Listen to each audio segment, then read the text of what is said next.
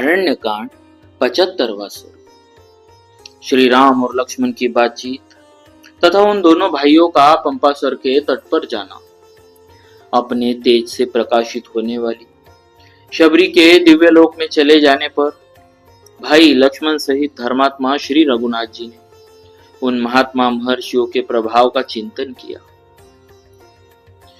चिंतन करके अपने हित में संलग्न रहने वाले एकाग्र चित्त लक्ष्मण से श्री राम ने इस प्रकार कहा, सौम्य, मैंने उन पुण्यात्मा महर्षियों का यह पवित्र आश्रम देखा।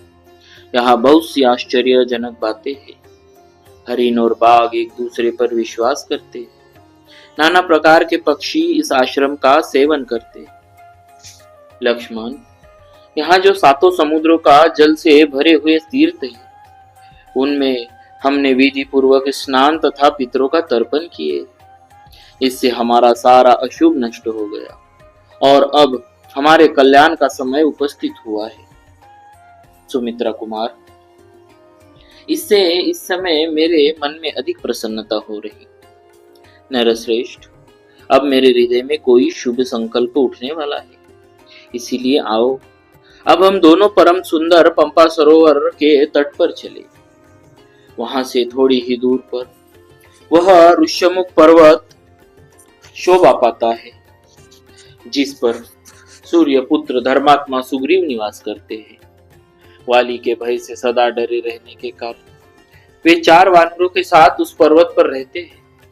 मैं वानर श्रेष्ठ सुग्रीव से मिलने के लिए उतावला हो रहा, क्योंकि सीता के अन्वेषण का कार्य उन्हीं के अधीन।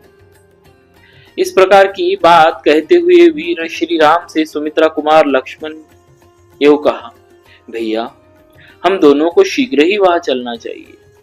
मेरा मन भी चलने के लिए उतावला हो रहा।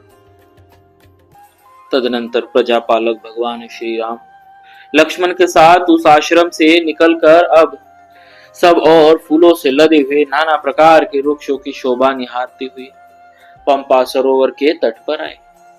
यह विशाल वन टिड्डिबो, मोरों, कट फोड़वो, तोतो तथा अन्य बहुत से पक्षियों के कलरवों से गूंज रहा था। श्री राम के मन में सीता जी से मिलने की तीव्र लालसा जाग उठी थी। इससे संतप्त हो वे नाना प्रकार के वृक्षों और भांति भांति के सरोवरों की शोभा देखते हुए उस उत्तम जलाशय के पास गए। पंपा नाम से प्रसिद्ध वह सरोवर पीने योग्य स्वच्छ जल बहाने वाला था। श्री राम दूर देश से चलकर उसके तट पर आए। आकर उन्होंने मतंग सरस नामक कुंड में स्नान किया। वे दोनों रघुवंशी वीर वहां शांत और एकाग्र चित्त होकर पहुंचे थे। सीता के शोक से व्याकुल हुए दशरथ नंदन श्री राम उस रमणीय पुष्करिणी पंपा में प्रवेश किया, जो कमलों से व्याप्त थी। उसके तट पर तिलक, अशोक, नागकेसर, वकुल तथा लिसोड़े के वृक्ष उसकी शोभा बढ़ा रहे थे। भांति भांति के रमणीय उपवनों से वह घिरी हुई थी। उसका जल कमल पुष्पों से आच्छादित था और स्फटिक मणि के समान स्वच्छ दिखाई देता था। जल के नीचे स्वच्छ वालुका फैली हुई थी। मत्स्य और कश्यप उसमें भरे हुए थे। तटवर्ती वृक्ष उसकी शोभा बढ़ाते थे। सब और लताओं द्वारा आवेष्टित होने के कारण वह सखियों से संयुक्त सी प्रतीत होती थी।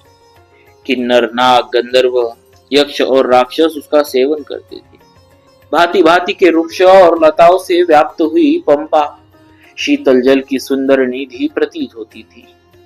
अरुण कमलों से वह ताम्र वर्ण की कुमुद कुसुमों के समूह से शुक्ल वर्ण की तथा नील कमलों के समुदाय से नील वर्ण की दिखाई देने के कारण बहुरंगे कालीन के समान शोभा पाती थी। उस पुष्करिणी में अरविंद और उत्पल खिले थे। पद्म और अमराइयों से वह घिरी हुई थी तथा मयूरों के का नाद वहां गूंज रहे थे। सुमित्रा कुमार लक्ष्मण सहित श्री राम ने जब उस मनोहर पंपा को देखा, तब उसके हृदय में सीता की वियोग व्यथा उद्दीप्त हो उठी। अतः वे तेजस्वी दशरथ नंदन श्री राम वहां विलाप करने लगे। तिलक, बिजौरा, वट, लोध, खिले हुए करवीर, पुष्पित नाग केसर, मालती, कुंद, झाड़ी, भंडीर, बरगद, वंजुल, अशोक, चितवन, कतक, माधवी माधवी लता तथा अन्य नाना प्रकार के वृक्षों से सुशोभित हुई पंपा भांति भांति के वस्त्र आभूषणों से सजी हुई युवती के समान जान पड़ती थी।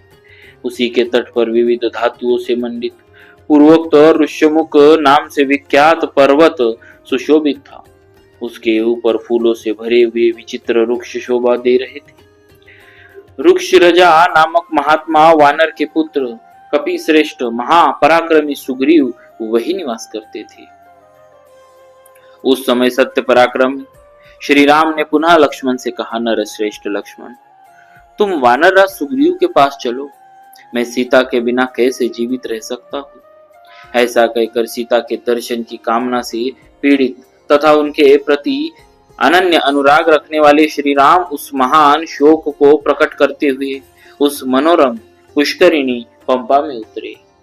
वन की शोभा देखते हुए क्रमशः वहां जाकर लक्ष्मण सहित श्री राम ने पंपा को देखा।